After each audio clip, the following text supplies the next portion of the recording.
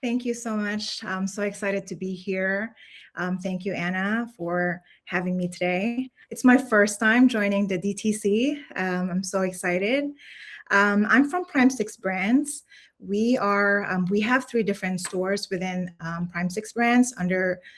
We have Primal Harvest US, we have Primal Harvest EU, and we also have another beauty brand called Beauty Lux. So today I want to talk about our CX operating system, how we unified the global support with AI and self-service. I think I want to get started with something really familiar, maybe not just some of us, but for most of us. If you are a customer, I think most of the times when we purchase from the brands we love, we experience cases where we reached out to customer support for either like product information or returns, or maybe even subscription cancellation. And we reach out to customer support via phone call, live chat, or even email. And sometimes we wonder why we're getting another answer from how we reached out previously. And if you flip that, being an agent can also be really challenging because I know most of our support agents are doing their best. But if you imagine receiving a question or any phone call or support ticket, and you basically have no information what's the policy, because sometimes policies constantly change. And when I took over our when I was challenged to take on global customer support operations last year, I was basically challenged with centralizing our global operations from US and EU. And the biggest question that I had was how, and what can I centralize and how can I do that? Because I started my career within Primal Harvest a little over 5 years ago, being in the customer support department. So really started with taking phone calls, answering emails, and part of the humbling years where we build all the SOPs and workflows. And having all that information over time and thinking about how can I globalize all of this? Like, I don't speak the language. Like, what can I do? I'm not familiar with the regulations in the EU. So that's where we built our CX operating system. So before, it was fragmented and everyone was just flying blind. So basically, our US and EU teams, they were both operating on completely different SOPs. There were inconsistent customer experience across different markets. In the EU, we serve the UK, we serve Italy, France, Germany being our largest market in the EU. And we also, in the US, we also serve not only the US, but also Canada. Agents also were confused about which policy applies to them. We have different systems as far as canceling subscriptions before, or even answering like canceling the order or returning the product. And before, there was no shared framework for what good looked like across different markets. And really, overall, we did not have the visibility on like what was working and what was not. Here, I'm introducing what the support operation ran like an operating system. Basically, we want it to be reliable, scalable, and built to run just about. If we decide to probably scale and offer our products into different regions, like how can we do that? So we really took a lot of steps back and asked our question, what is really our core? What is our foundation? So we built global standards, policies, a lot of non-negotiables, and a lot of guardrails. So we also started thinking about a brand voice, like defining our SLAs, defining different escalation paths, building macros and quality standards. With all of that being built as the core, we then thought about how can we apply that? Like, what are the different regional customizations that we can adapt to different regulations and markets? So in the EU, we have the 14-day cooling off period. versus the US, like 90-day refund policy or 90-day money back guarantee. And then we also built like language templates because we, in the US, just English, and then in the EU, we have different languages that we have to also send as a response to different customers. And then we also went and built our interface. So now what do we want our customers to see? Self-service, live chat, and then FAQs and help centers. In the background, we have automation that routes, resolves, and learns continuously.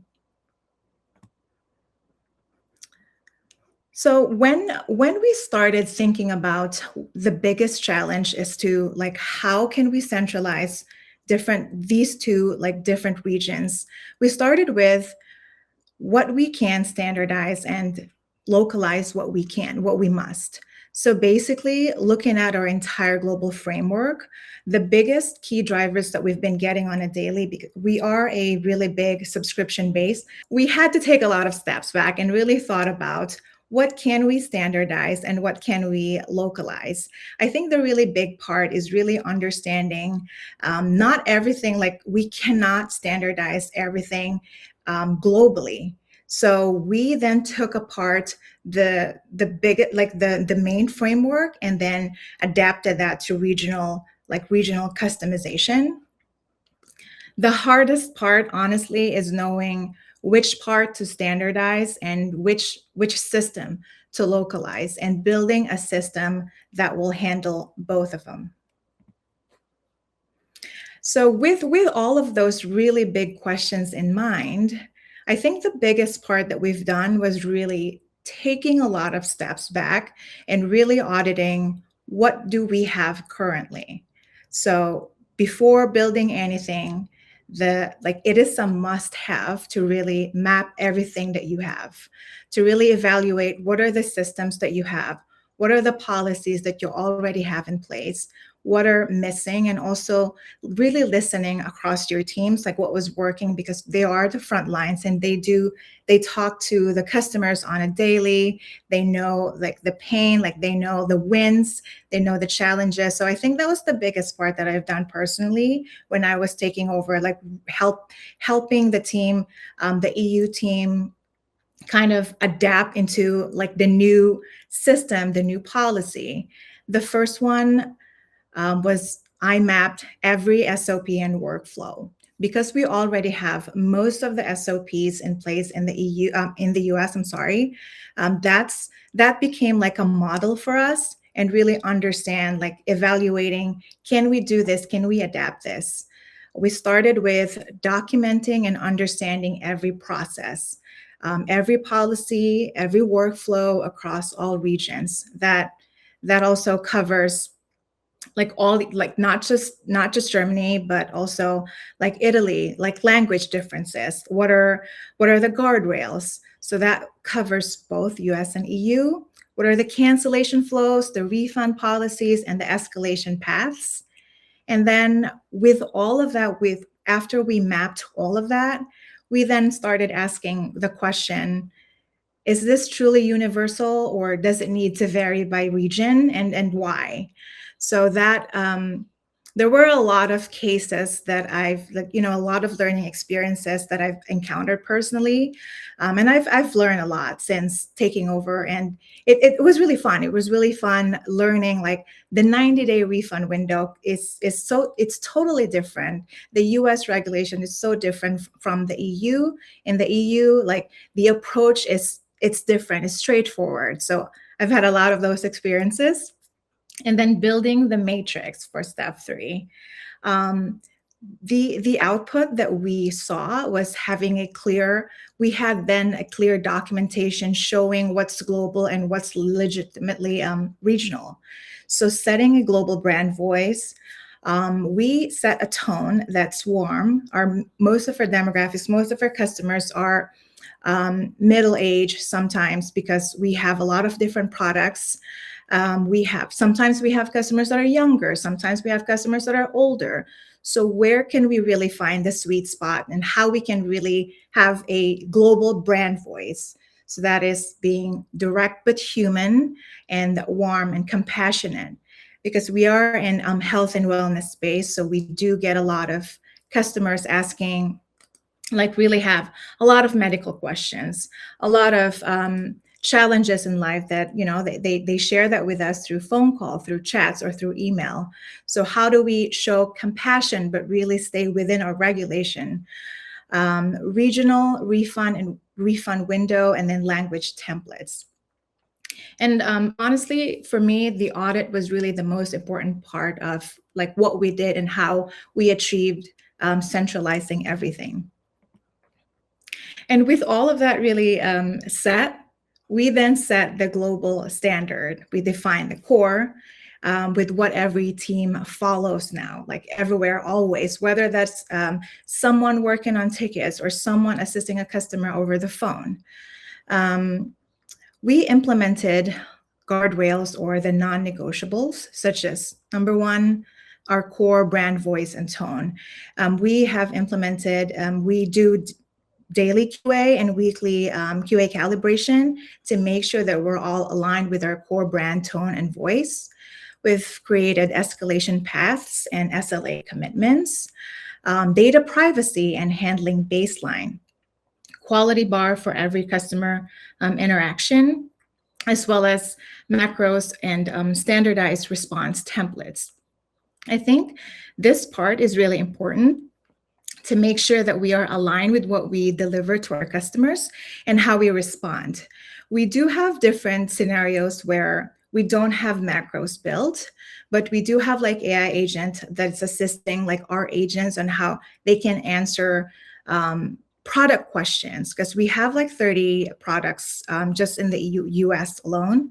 So that there can be questions about like product ingredients, or sometimes customer asks, which one is better for me across like a product that has 3 different versions. And then we then set one source of truth. So every global standard, we made sure that's documented, that's centralized. We have our playbook where we store all that information and making it accessible to every agent, regardless of where they sit. Since now we also have, we're also supporting SMS. So we make sure all those responses are followed, but then we adjust as how we see fit.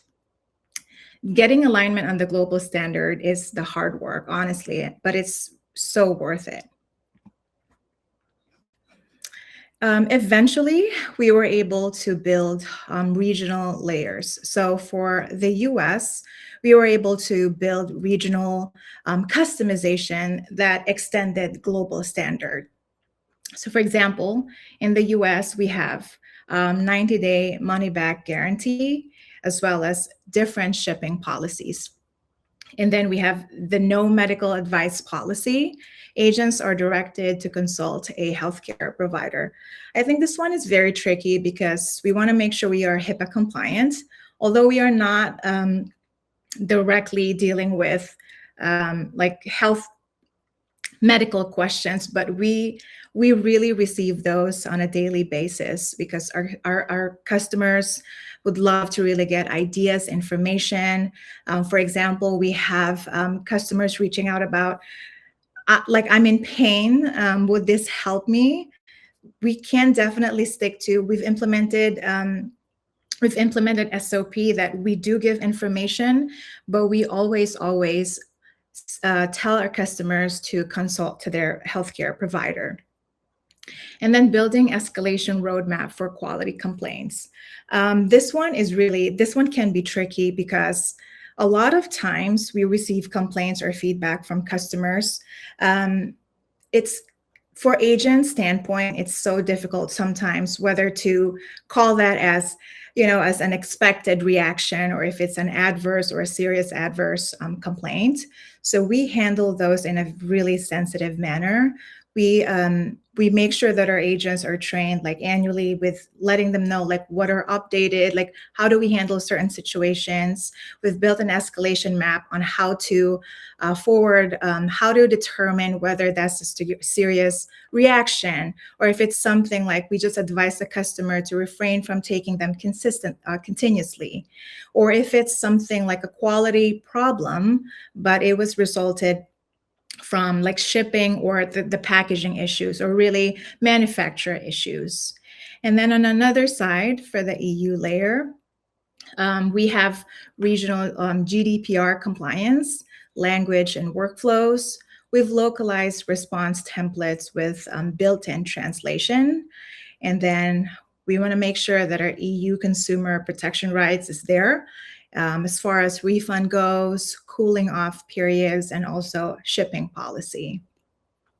I think the biggest takeaway here is that agents know exactly which layer they're in. Like no more flying blind, no more like second guessing. Is this the right one to follow, or should I execute like this policy? Because everything is documented and we've built that playbook. They now have a visibility on what to follow based on based on different regions. After we've worked on all of those groundwork, this is where we layered in our automation, AI, and then self-service.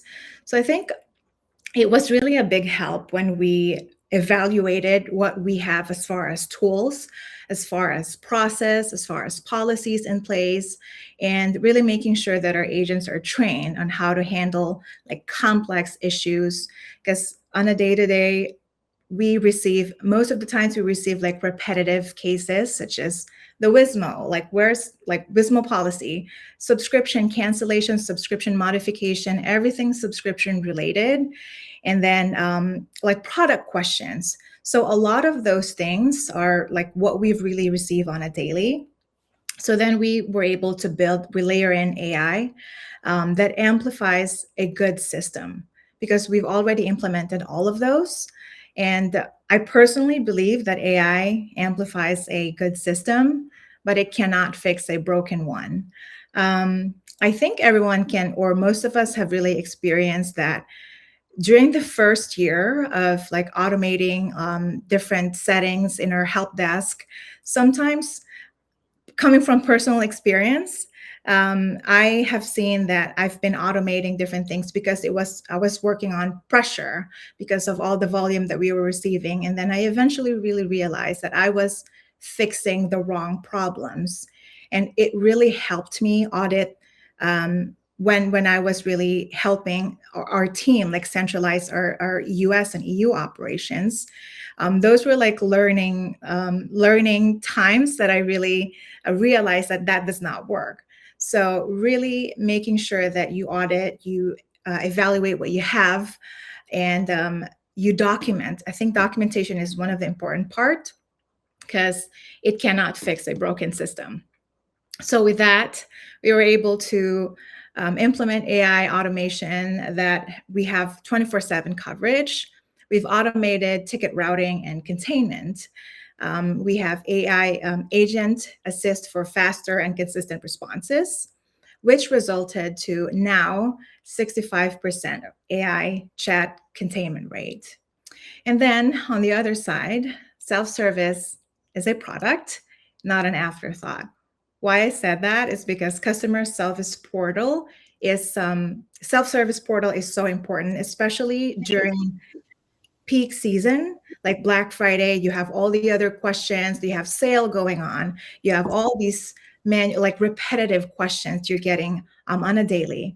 Subscription management, order modifications. We have help center.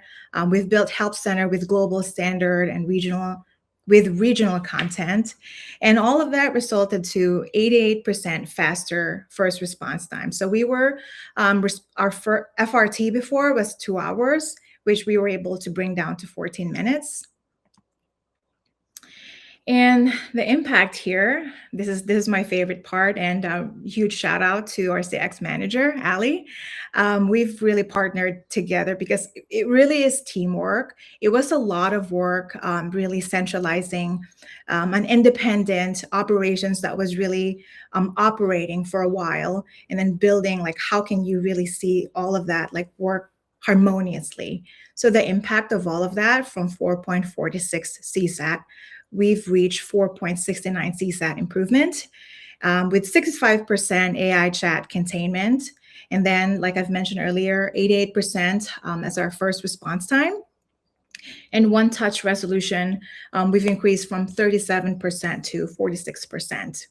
So, really global in standard, local in practice, and scalable by design. And quick takeaways here, just 5 things to take back to your team.